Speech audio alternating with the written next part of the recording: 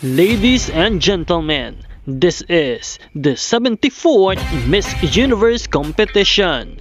This is now 2204 and don't forget to like and subscribe. Magandang araw Pilipinas! Update para sa ating pambato na si Atisa Manalo para sa Miss Universe 2025 competition. Pilipinas, keep on voting!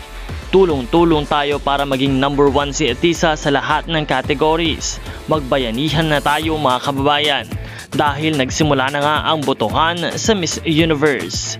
As of November 10 at 12:30 PM, official vote counts ay ipapakita para sa bawat category.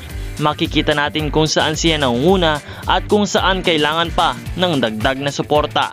Huwag kalimutan na i-like, share at mag-comment para sa mas marami pang makaalam at makasali sa pagboto. Sama-sama nating itaguyod ang pambato sa Miss Universe 2025.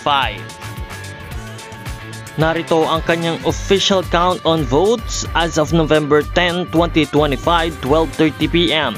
Para sa most photogenic, merong 17,430 votes. Most beautiful people with 5,645 votes. Beyond the Crown with 29,225 votes. Miss Photogenic with 9,304 votes.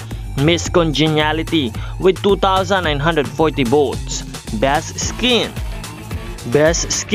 with 4,060 votes. Best in Evening Gown 3,704 votes. And the Best in National Costume 2,808 votes.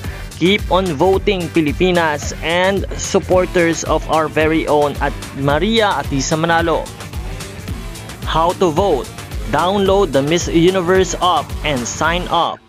Buy votes or watch ads to get free votes. Number 3, vote for the Philippines on all categories.